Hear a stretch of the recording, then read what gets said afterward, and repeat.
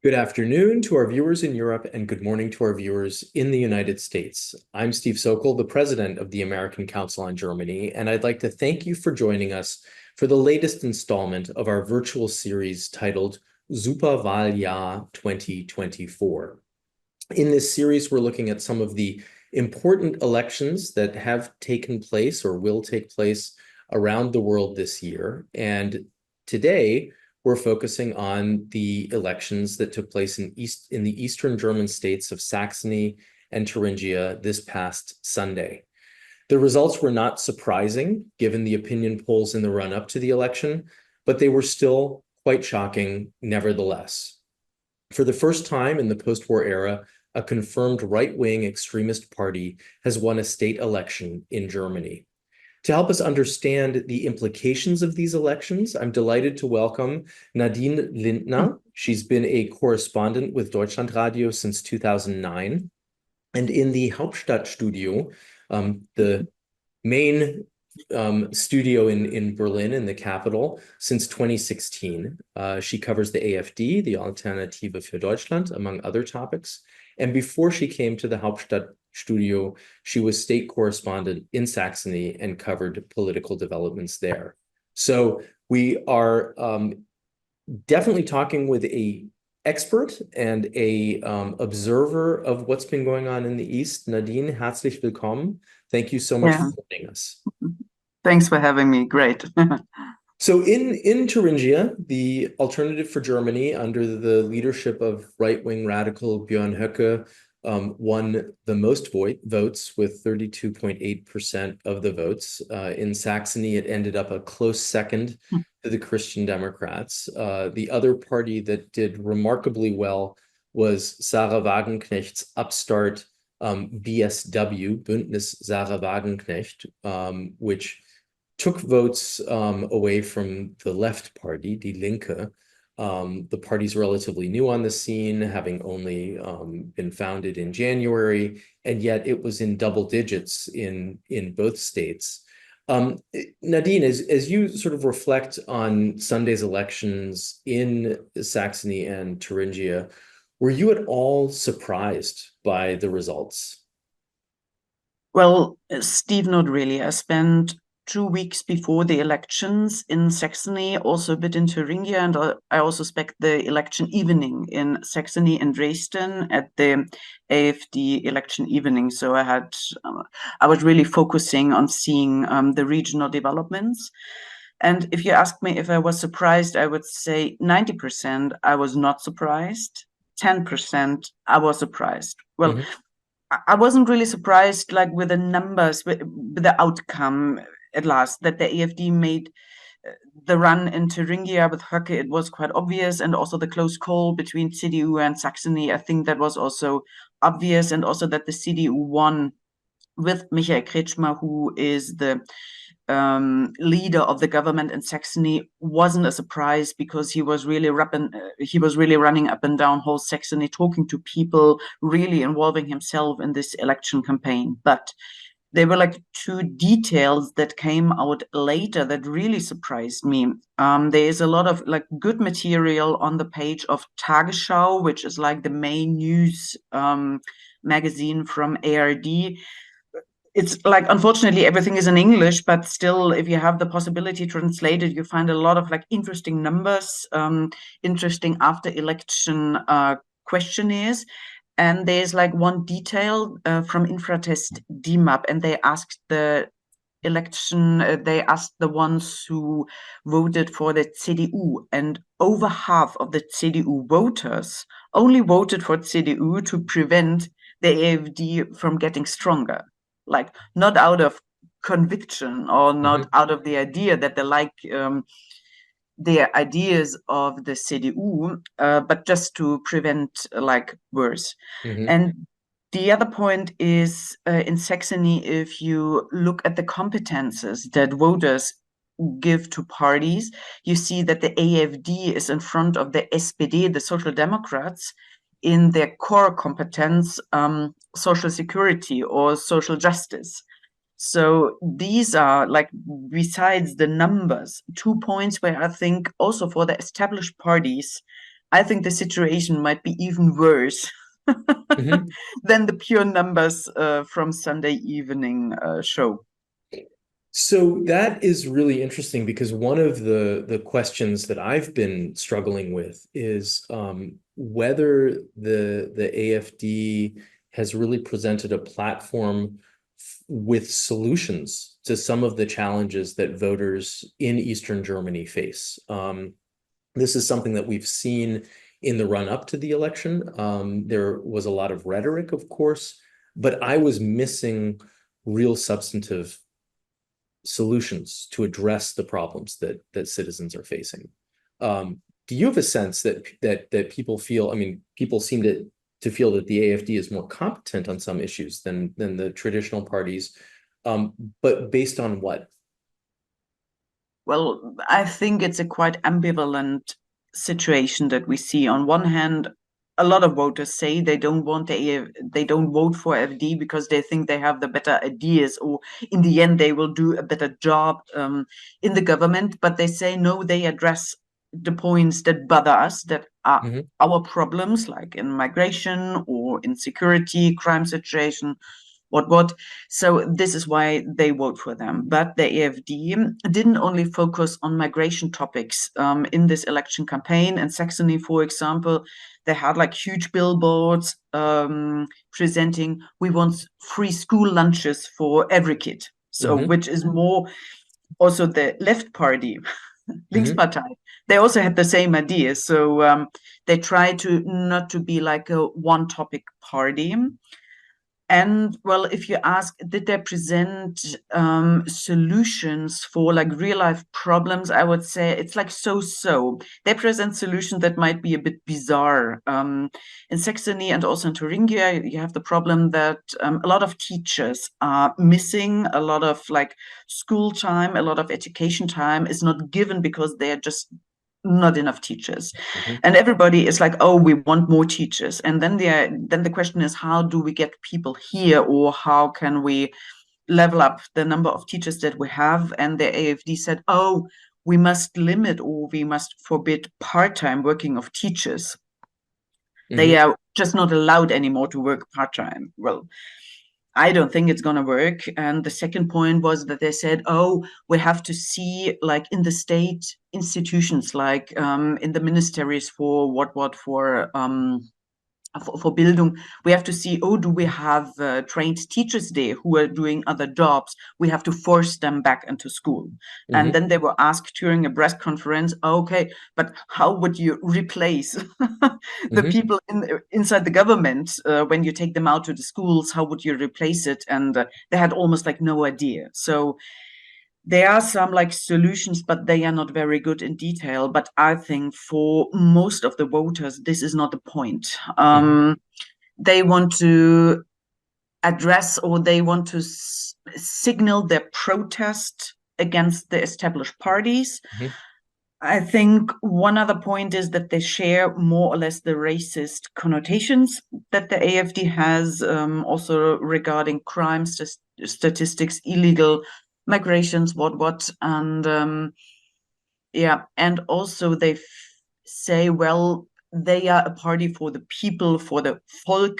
I think a lot of people like the idea that there's like a homogeneous group of people who have always lived in Saxony or in Thuringia, they can identify with, like a mhm, conservative idea, an idea of belonging somewhere, of like home, Heimat, mhm.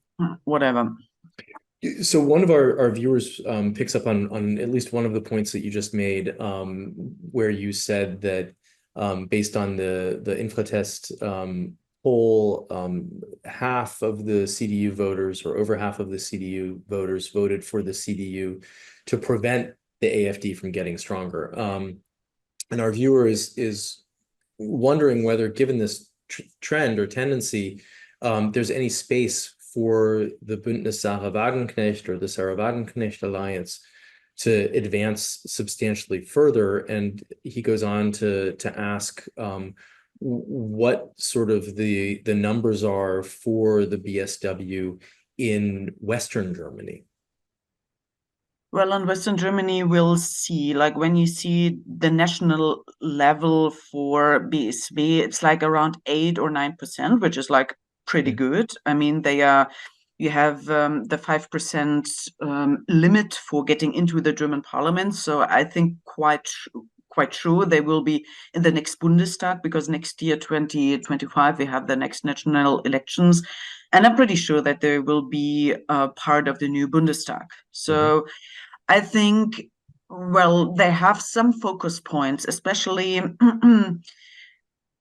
with a left-right mixture. I think this is also interesting for voters in Western Germany who are a bit Mhm. tired of migration, illegal migration, asylum seekers. I know it's not, well, it's a mixture of phenomena that we see Mhm. there. But on the other hand, the focus on a strong state regarding social security.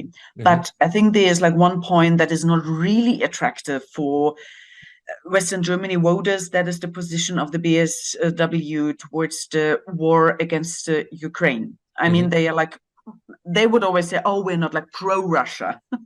But I've listened to Sarah Wagenknecht in Dresden. I was there to see how she is composing her speech, and also how the audience is reacting to her speech. And Mhm. in Dresden, the point where the audience was like most excited and applauded the most was the point where she was aggressive against America, where she Yeah. was it was like pure anti-Americanism, and people were like cheering. I think Mhm. it's not really attractive for Western Germany, but I mean, we have seen in 2022, when the Russian war against Ukraine started, we've also seen huge demonstrations of people who said, "Oh, we want like peace. We want Russia to stop. We should stop arming Ukraine." I think for a small amount of voters, this is like really an attractive position, which is besides the Left Party and the AfD, like a new player in that Mhm. field. But I think in the East, it's easier for Sarah Wagenknecht because she can also behave like she's the new voice for the Eastern Germans. Also, the AfD tries it. Linkspartei has also tried it. So there's always a bit like volatility, because what you see is that in Eastern Germany, people are more open to new parties. The Mhm. attachment to like the long time attachment to one party is just not that strong. And the left party has its roots in Eastern Germany. So, and of course, the Bündnis Sarah Wagenknecht is coming out of the left party, the Linkspartei. So, in that sense, it's likely to have a stronger standing in the eastern part of the country than in the West. You mentioned a little bit earlier that issues around migration and crime were driving voter sentiment in both states. One of our viewers is curious. Whether you think that the knife attack in Solingen that happened relatively recently had an impact on the election, whether that's something that you see, if that sort of underscored the concerns that people in Eastern Germany have about migration and about crime. Yeah, well, I think it had. The numbers like didn't really show it. There was like one poll between the stabbing of Solingen, which happened the weekend before the election weekend, like 1 week before. And well, there, like in the last poll, you wouldn't see any effects, which really, okay, well, this was like the third surprise, even Hmm. before the election. But sure, it had. And also the AfD was like really fast on trying to instrumentalize it for their like own causes. They Hmm. had the slogan Höcke or Solingen. It's like you choose this or you choose that. For them, it's like, okay, this is like the downside of the asylum seeking system in Germany, because the guy who did it, he was supposed to leave the country to Bulgaria, but it wasn't possible, and it wasn't tried a second time to transport him to Bulgaria, where he Hmm. should have like his asylum point. And then you had the Ampel coalition in Berlin to react pretty quickly with a new package for like security and also transport people, asylum seekers back like to their home states. And you had like 3 days or 4 days before the election, a first flight to Afghanistan, where people who committed crimes in Germany were transported via Qatar to Afghanistan. But I had the feeling this didn't really impress voters too much. I spoke with some voters. Scholz was in Saxony. He spoke in Saxony in Chemnitz. And I was there and I asked a lot of people in the audience and also the protesters against Scholz, are you convinced now? Or do you see something is changing? And the most were like, nah, it's too late. And they are even getting money to leave the country. So there are a lot of points that are addressed against this. And I think you had the stabbing of Mannheim a few weeks earlier. You had the stabbing of Solingen. And I think it just scares the shit out of people that it happens like in public places where they should feel safe. In Solingen, it was a city festival. People were happy. People were celebrating like 650 years of Solingen. It was even named a festival of Vielfalt. Diversity.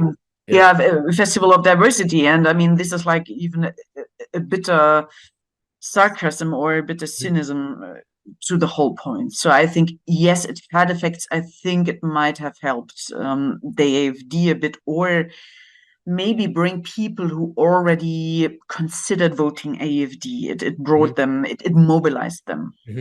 Let's talk a little bit about who is actually voting for the AfD and for BSW. We're starting to see some information about Wählerwanderung, or the movement of voters between 2019, the last time that there were state elections, and these elections in 2024. We're seeing trends where a number of people from the left party are going predominantly to the BSW, but also to the CDU and the AfD. We're seeing CDU voters going to the AfD and the BSW. For the SPD, the FDP, Greens, there are a number that are going all over the place, really. And then in Saxony, it's similar, of left party voters going predominantly to BSW, but also to the CDU and the SPD and AfD, and CDU voters going to the AfD and to BSW. It's really interesting to see sort of these trends, where people are going, that they don't feel confident with the traditional Volkspartei where they've voted in the past. But it would be really interesting to hear from you, sort of your sense of who's voting for these two parties, and also whether demographics play a role in this as well. Well, I had a closer look at the AfD, and there is like one prototype of person that votes for them. So it's rather a person in a rural area. It's more or less the big cities, or the cities who save the established parties. The left party in Saxony was only saved by voters in Leipzig. It was like only two places, like in more or less alternative places in Leipzig, which is already a very open-minded place, that secured the Linkspartei a place in the parliament of Saxony. So it's more, the AfD is more attractive to men than to women.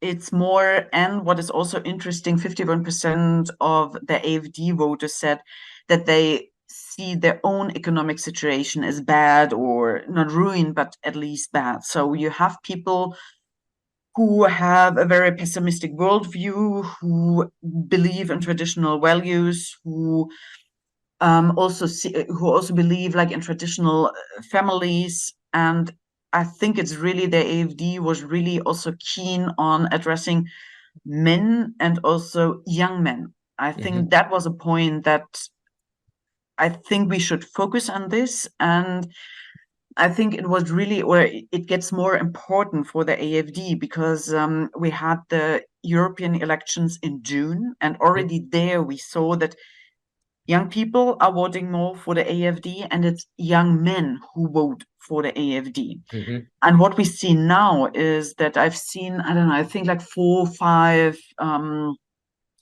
future conventions or like open air speeches of the AfD now in the last 2 3 weeks, and everywhere the AfD is like addressing the young people. Oh, we are very happy that you're here, you're in the right place, we are the ones who are on your side, we are the ones who secure, how would I say, a normal life for you, where you Hmm. can have a family, where you can have a good job, where you have a job that where you earn enough to feed a family.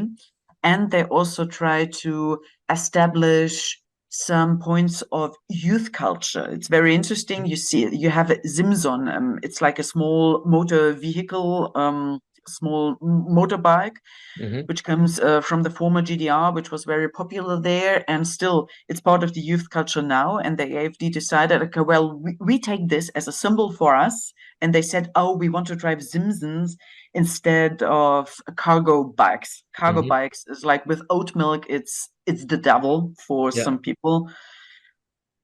Well, not only for AfD, also CDU is mocking themselves about oat milk and cargo bikes. But anyways, so this is also cargo bikes or Simson. I mean, it's already, you see this black and white scheme where the AfD is working in. And you already see, if you put it in a broader picture, you see, when you have a look at the demographics, you see that rural areas in Eastern Germany, people are getting older there. People are moving to the bigger cities, like within Eastern Germany, or at least like middle-sized cities.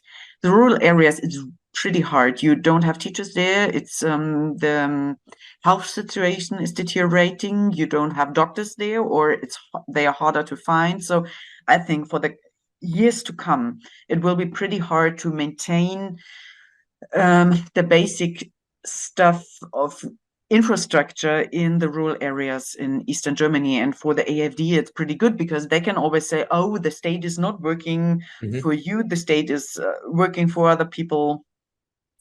So let's vote for us. I have sort of two follow-up questions to that. One is that I guess there were a couple of surveys that were conducted both before and after the election, and one of the things that some of the AfD and Bündnis Sarah Wagenknecht voters have in common is this sense that East Germans are still second-class citizens, right? And to what degree is that something you've already started to describe that a little bit, but I'd like to explore that a little bit further because there are a lot of people who, on the one hand, feel like they're pretty well off, and yet they still feel like second-class citizens in this reunited Mhm. Germany. This year, obviously, is the 35th anniversary of the fall of the wall. And so there's a lot of reflection about German unification and whether there's still deep divisions between the eastern and western part of the country. Yeah, there's a lot of debate on that. There's like one sociologist from Berlin, Steffen Mau. He himself comes from Rostock, which is in the northern part of Eastern Germany. He is born in the former GDR, and he's a pretty smart guy. And he was just writing a book now that where he said, well, we have to say goodbye to his main thesis is that we have to say goodbye to the idea that we will be like a unified, more or less equal Germany. We have to live with those differences for a pretty long time. Mhm. The economic differences, but also the political differences, and that we should like more or less give up hope that this will Mhm. equivalize at one point. My feeling was that the whole GDR thing was a bit more in focus in the election campaign 2019, where the AfD said, well, vollende die Wende was the slogan. It said like, okay, let's finish or let's finalize the process of reunification, and well, let's make you like proper Mhm. in the Eastern Germany. I had the feeling that it was a bit less in the focus now, but still, it's one point that can be always addressed. And if you look at the numbers, if you look at the statistics, it's still a point. You don't see a lot of differences. Well, you see a bit of differences in the wages, but one point is really important. There is a huge difference in wealth. Like what what do people inherit, like from their parents? Do they own the place where they live, or do they just rent it? Which makes them, and there's a stark difference between Eastern and Western Germany. So in Western Germany, you have like more wealth, like within the families, which means you're more flexible. And if there are like changes forced from you from the outside to do some renovations on your house. We had that huge discussions about heating systems in the houses to make them more climate friendly. It was like I think this was the implosion of the coalition like last year, because there was a huge loss of trust in the government, and that also scared people a lot, because they thought, oh well, now I have like a little house, I want to live there when I'm old, and I don't have like money in the bank to afford like huger renovations. And I think this is like one point that we should focus on. And also when we talk about demographics, as people are now getting older, we will have like 20% of the workforce, like in Saxony, that drops out of the labor market until 2030. Like within the next 5-6 years, within the next 10 years, it will be 30%. So there is a huge loss of labor force. And we will see, as the number of old people are growing, these are the ones who had like pretty hard times in the 90s, who lost their jobs, who have like long periods of unemployment, which you also see in the rent that they receive. And then we have the point, they don't own flats that they can rent out. Like in Western Germany, not everybody has a flat, but it's just like more common. Also Betriebsrente, the pension? Yeah, like company pensions, or pension funds run by your company. It's also not that common in Eastern Germany. So most of the people only rely on the state-run system, which also makes them more vulnerable to changes there. So this is also, that gives people the feeling of being vulnerable to changes that come from outside, and also opens doors to greed, debates, or being jealous on new people coming in. Migrants who come for work that we want, or also asylum seekers. Yeah. I mean, I think it's a little bit of a double-edged sword, right? On the one hand, there's this concern about foreigners who are coming in. On the other hand, one hears about family companies in Eastern Germany, Mittelstandsunternehmen, that do not have a workforce and who know that they're dependent on foreign workers and are trying to attract those foreign workers. But when you have election results like these, it's harder to attract people to a state or a region where a xenophobic political party has a strong presence, right? So it's very difficult. Well, I would say it's like a candle that burns on both sides. Yeah. And the problem is, I mean, well, there are like some regions that are not only unattractive to foreigners, they are also unattractive to well-trained Germans who can decide where they want to go for work. If they want to go to, say, let's say, Saarbrücken or to Bautzen. But before we move on to the other parties, one of our viewers raises an important point about the use of social media. This is also something where I think the AFD played its cards very, very well. In the reporting that I've seen, it seems as if the AFD really used social media to attract this younger generation. How did the AFD social media use compare with that of the other parties? Well, I would say they were like fast. They are first movers, especially with TikTok, where other parties were a bit skeptic about the use of TikTok, because they said, oh, data security is not that given. Like the Green Party said, no, we don't want to be there. We don't want to draw people there because we don't know what happens to the data. I've made a long report about the use of social media from AFD, like in the beginning of the year, and I've asked people from who work in the Bundestag with social media. I've asked them, do you have like questions about the data use with TikTok? Are you skeptic about it? And they were like, no. Why should China be interested? So, which means like they just don't care. If there's like a new platform, they go there, and they have an audience. If you are an AfD voter, it's not that you don't like the established parties, but you also don't like established media. Like the place where I work for, Deutschlandfunk, is it's not state funded, but it's like public funded from the Haushaltsabgabe, from the amount of money everybody has to pay. So, well, they just take us. So, which also means that people who are attracted to AfD are more open to use social media instead of like established media. And then, well, they are just playing the game. They have like 2-3 people who are, I would say, like icons of TikTok. The one is Maximilian Krah, the guy who is involved with the questions of, did he take money from Russia, or was one colleague of his or one of his workers, was he involved with like Chinese espionage points? It was a huge debate around the European election. Right now, it's still in the process of investigation. There is not yet like final results. But well, if you see him, he's doing it very well because he's addressing young guys.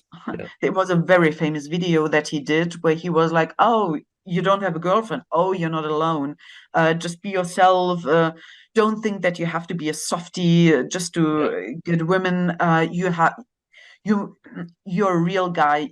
You have to be like right wing. And then there was another video that I really found was very interesting. He said, oh, you have trouble with your like leftist female teacher. And I thought, okay, well, if I would be like 16, living somewhere near Bautzen, like in the east of Saxony, maybe this would like really reflect my problems or the world where I live in. So they are just playing it very well, and they have a network of influencers on TikTok who are more or less open supporting AfD. They're like pro AfD songs on TikTok. And the point is, well, there was like a study that, or if you look at the algorithm of TikTok, like extreme or very emotional posts get more popular. They have more audience, people react to it. And also there was a study that young people who use TikTok see, I think it was like 8 times more videos of the AfD in their stream like they see from CDU. Oh, wow. Wow. Well, I mean, the other parties were just a bit late, and well, and I didn't see, and this is one point that surprised me, but I was also a bit disappointed that I didn't see really a try from the established parties, like now in this election campaign, to develop like a new way of using TikTok, to be a bit innovative there, even if it's a bit cringe, but still I didn't see anything. Well, the SPD in Saxon, well, they made more or less, well, they posted the material they had, but there was not the idea of establishing like their own influencers or new formats or whatever.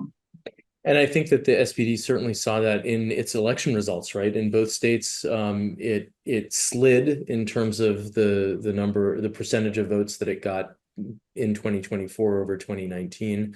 Remaining, more or less constant, but certainly did not have a strong starting point to begin with. Christian Democrats did a little bit better. They were able to increase their percentage in Thuringia a little bit and sort of hold steady in Saxony. But, as you think about these two big parties, the Christian Democrats, the Social Democrats, what do these elections in Saxony and Thuringia mean for them? It's interesting. It gives a lot of, I think German politics is really interesting right now because you see just a lot of debates. For the SPD, it's, well, Alice Weil, the front woman from AfD, said it's the requiem for the coalition in Berlin, and I think she might be even a bit right.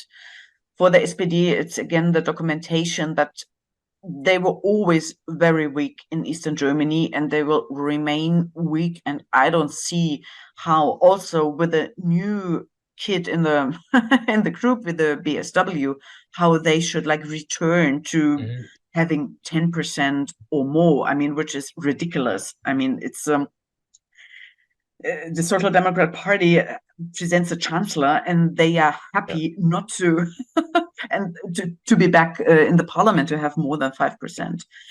Well, and for the CDU, they have like huge strategic debates that they didn't solve before, and I have the feeling they are now there where they wanted to be, but for them it will be really difficult. But for the CDU, like in Saxony, it's a bit easier because they can form, if everything works out, they can form a coalition with the BSW and the SPD. The problem is the BSW is already setting high conditions regarding Ukraine, that the new Saxon government should say, oh, we don't want to support the Ukraine anymore. We don't want to have like US weapons based in Germany. Where I think, okay, this is not the point. What you should debate for a regional government, but for them it has like a high symbolic price. They want it. And in Thuringia, I don't see, I mean, there's like no way, because AfD and BSW have almost like 50%. So there's like no way for the CDU to form a proper government.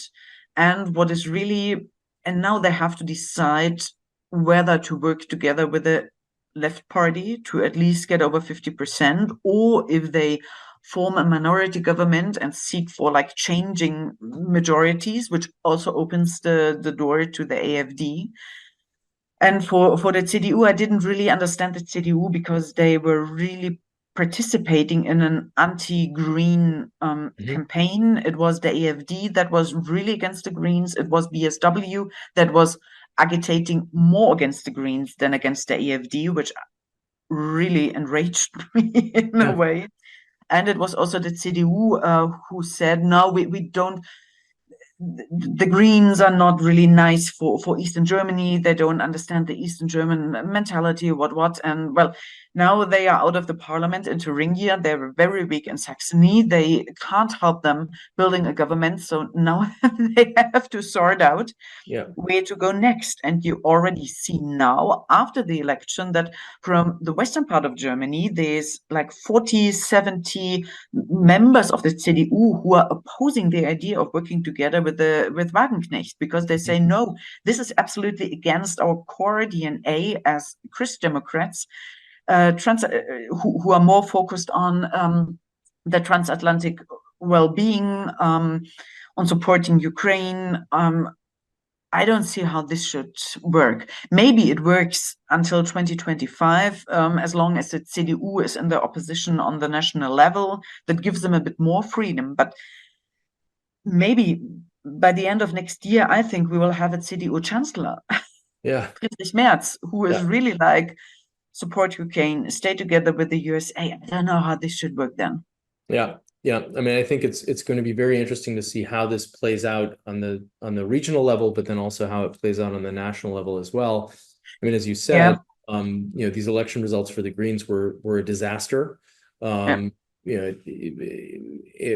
both states, and I think we'll have to see what happens in Brandenburg at the end of the month on the 22nd for all of these parties. But I don't think that there's much hope for the Greens there either. But the biggest losers were, well, in Brandenburg, you have, how would you say this, Speckgürtel. You have this region around Berlin that is formerly Brandenburg, but where a lot of people move because they can't afford to rent places in Berlin, but who are more like urban, open-minded. So it might be possible for the Greens to return to the parliament. I would say I'm not like out of hope for the Greens there. I mean, we'll have and to the see. Liberals, and the Liberals were always pretty weak.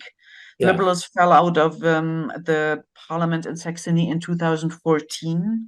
yeah, In Thuringia, they were part of the parliament, but they were also part of the problem because they had the election of their candidate, Thomas Kemmerich, together with the AFD, which was yeah. like a huge scandal, and where the liberals didn't perform very well. I think they really lost their political instinct there.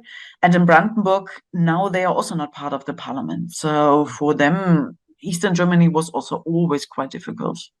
And I think, it's interesting to note that in Thuringia, the Free Democrats came in barely above 1% of the vote, and in Saxony, barely below 1% of the vote. And it's also interesting to observe that over the last 3 years since they've been part of the governing coalition, they have come in below the 5% hurdle in 6 of 9 state elections, right? So this just does not bode well for the Free Democrats moving forward.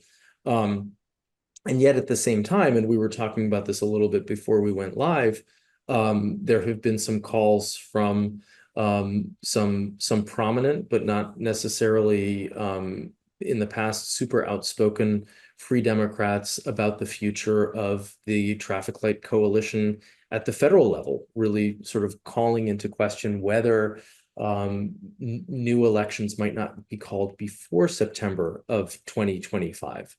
You're shaking your head. I'd be interested in your sense of whether or not the Ampel will hold, because obviously these state elections are in a microcosm. If you think about the population of Thuringia being only 2.6% of the German population, of the population of Saxony only being 5% of the German population overall, these are fairly small states. And yet the concerns, both about the rise of the AFD, the role of BSW, but also the performance of the Social Democrats, the Greens, the Free Democrats, is raising lots of questions. Yeah, you say you have, well, we have like, if we look at the numbers, we have like more or less 3 million people who were allowed to vote in Saxony and 1.6 million people who were allowed to vote in Thuringia. So this is like more or less Berlin or parts of North Rhine-Westphalia. So like in the whole numbers, it's not that much, but still, I mean, it's a high symbolic thing.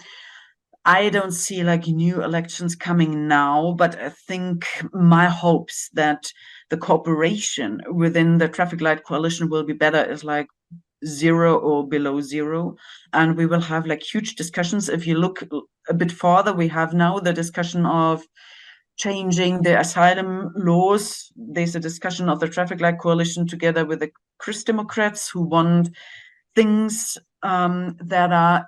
that might be pretty difficult if you look at the EU law, or that might be pretty illegal if you look at the EU law. And then you have the discussions about the budget 2025. Germany has a money problem right now. The economic is also not doing well. Today we had new numbers that also this year, German economy is in a recession of like, I think, minus 0.2% or so. So the numbers are not really nice. And I think somehow the traffic light coalition will stay together, but it will not be, how can I say, I think it will not be fun to watch. Yeah, for sure. Because now, like now we have like more or less 1 year left, or a bit more than 1 year left to the next national elections. So every party is now trying to expose themselves, their own ideas, maybe on the cost of others, and maybe on the cost of the whole project. Yeah, even under the best of circumstances, as we enter this last year before the election, each of the parties would be trying to differentiate itself from the others, and that includes from coalition partners. One of the things as an outside observer that's always impressed me has been how a coalition forms its coalition agreement, and basically that Koalitionsvertrag is sort of a work plan for the first 2, sometimes 3 years, but it's generally common that in the last year before the election, there's not as much collaboration because the parties are trying to differentiate themselves. It's interesting, to think that maybe these election results are sort of a warning shot to the coalition partners after a pretty rocky period, that they need to send strong signals to the electorate that they are getting things done, even as the election comes closer and closer, Yeah. because there is certainly a lot of concerns. Yeah, and the problem was when you have a look at the Koalitionsvertrag, it was signed in December 2021. This was like the end of the Corona pandemic, but it was before the war from Russia against Ukraine. So this changed a lot. Everything. Yeah. And when they were, how can I say, in the acute crisis, to manage the crisis, the energy crisis, everything was okay. Like in 2022, the coalition worked pretty well. The problems started with the end of 2022, when we had a huge debate about the future of nuclear power, where the FDP was supporting the use of nuclear power, but the Greens and the SPD were against it. So there was a compromise, but until now, the debate is not over in Germany. There's the CDU, AfD, and also the liberals who want to have nuclear power back, even though we don't have a place where to store all the nuclear waste. We're still looking for it.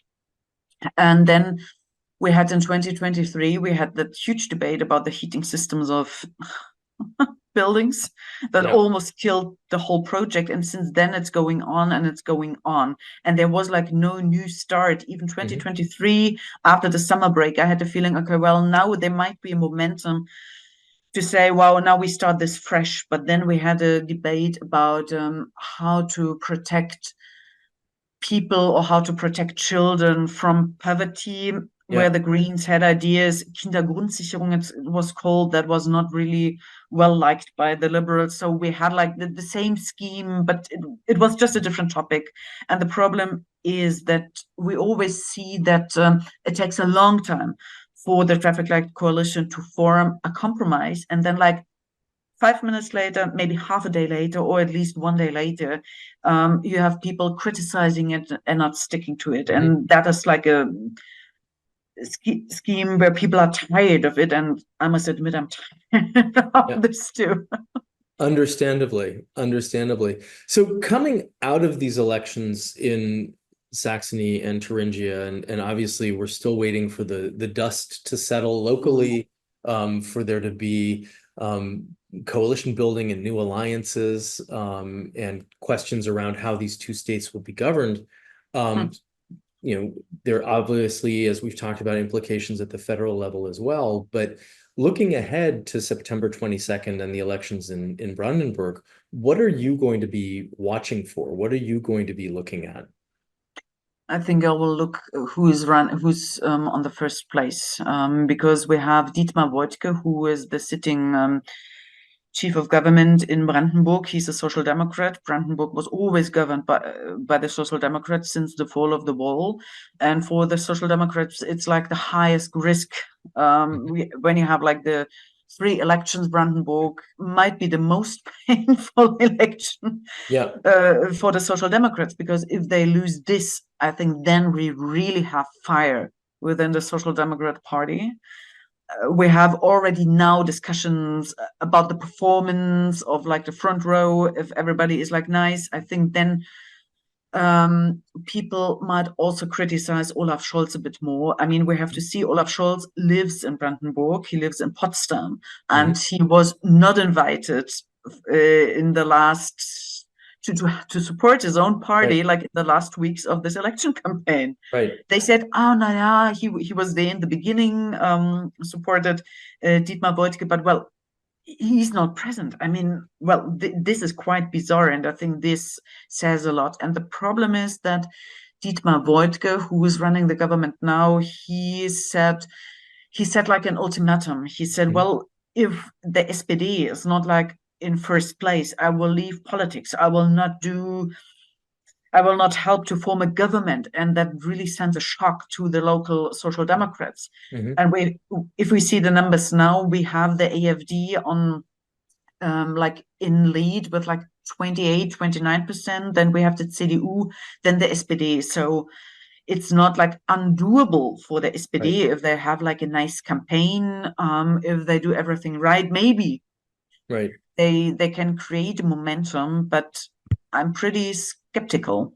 And the AFD numbers are high, but they're lower than they were in Saxony and Thuringia in the run up to the election as well. So I think that's an important factor too. Yeah, that's an important factor, and we must see. It's also interesting to see. I mean, there's also a debate within the AFD about how to do election campaigns right, because if you compare Thuringia and Saxony, you see two different campaigns. In Mhm. Thuringia, everything was focused on Björn Höcke. He was doing a lot of those like small festivals in like small towns, saying, "Oh, we have like a summer festival, or we Mhm. have a family festival." And it was quite bizarre because people were promoting remigration of Yeah. migrants to their hometowns, and then you were seeing like little kids sitting directly beside there, getting their face designed as an elephant or as a Mhm. flower or something. So you have this really strict asylum course, and then on the other hand, like, oh, now we're doing everything for our German kids. It was Mhm. But how much do you think that that sort of personification of Höcke had to do with him, but also the popularity of Bodo Ramelow, the minister president mm, of Thuringia, that and I mean he won his seat hands down, even though his party, the Linkspartei, did not do especially well in Thuringia. I wonder how much of it is really sort of to provide a counterweight to the popularity of the sitting minister president. mm, mm. Yeah, well, I spoke to some AFD guys from Brandenburg when I was in Dresden, and they said, "Oh, we want to copy the Björn Höcke thing. We want to Mhm. focus on our main candidate. It's Hans Christoph Berndt. He's not that popular outside Brandenburg, but I think it might be a functioning system of Mhm. filling." Of being present, like in small places, small towns, going everywhere, presenting the ideas. Yeah. Maybe they make it also like on number one there, and then it will be really well. I think if you count CDU, SPD, Greens, or maybe the Freie Wähler together, I think it might be possible to form a coalition there. It's not as complicated as in Thuringia, but still for the SPD, it would be Mhm. mayhem. So Nadine, as we start to wrap up here, I'd like to ask you sort of a bigger picture and maybe even a more philosophical question, if you will. Um, the voter turnout on September 1st in both states, in Saxony and Thuringia, was pretty high. It was close to 74%. And so, you know, the question that I sort of grapple with is Mm. can one say that democracy is working, Hmm. um, given how many people went to the polls, even if almost a third of the voters voted in favor of fundamentally an anti-democratic party? Yeah, yeah, yeah, yeah. Yeah, this is one point that also the AfD focuses on a lot. They say you can't ignore us anymore. You can't like keep us away from power anymore because this is not fair. You're not fair to us and you're not fair to our voters. They always like in a strategic, they always try to form like a tight bond with the part Mhm. between the party and the voters. I think there's like one point that is also interesting. The AfD, the aim of the AfD is to destroy the CDU because they say right now the CDU is forced to form like funny coalitions with the Wagenknecht or with whatever is left like on the plate. These will be quite unstable coalitions. This will help us because voters will be not satisfied with the outcomes. The discussions will be like more complicated. And then 2029, we will have like the majority of the voters. This is like the long-term strategy of the AfD, kill the CDU, get their voters, and then like run the place.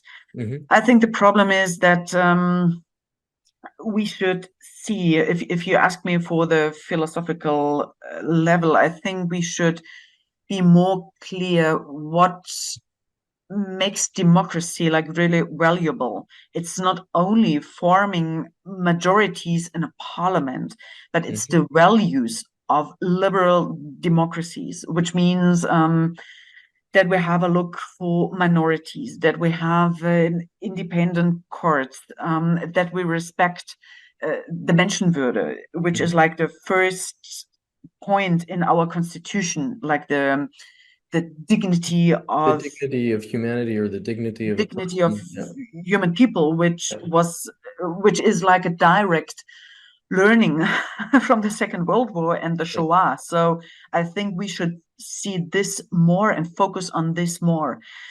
And I have the feeling that this is like a blind spot.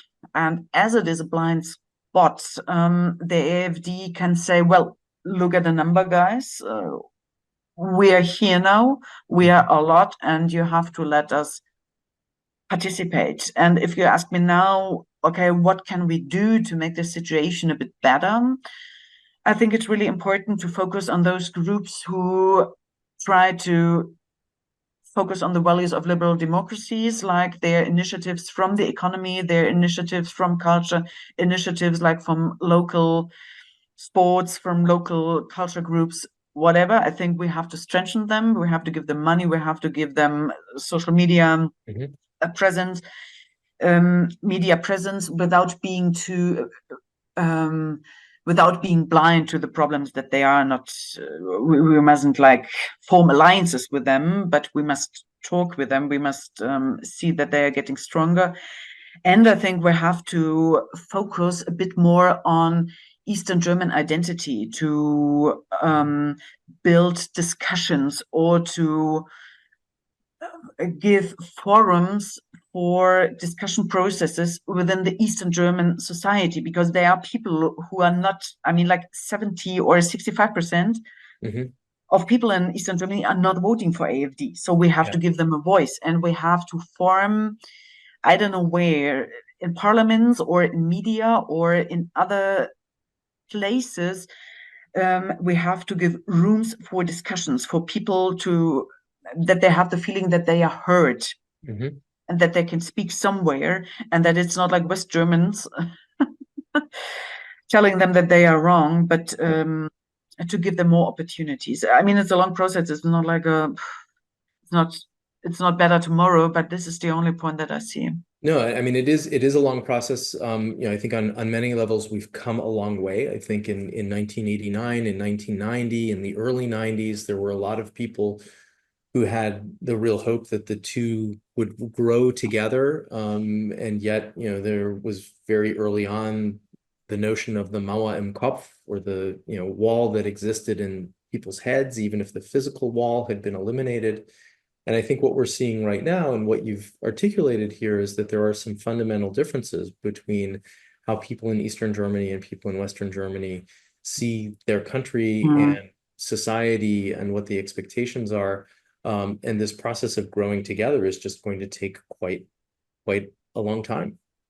Yeah, or if you listen to Stefan Mau, he says, well, maybe it's not gonna happen at all. But on the other hand, I mean, well, it's always a point of perspective. I mean, if you look at northern and southern Germany, if you look at Bavaria and the rest of Germany, I mean, it's not the only point where we have differences in Germany. I mean, it's quite natural. We are a country of more than 80 million people. Sure, we are not all the same. Not all the regions are the same. The point is, what are the outcomes? Yeah.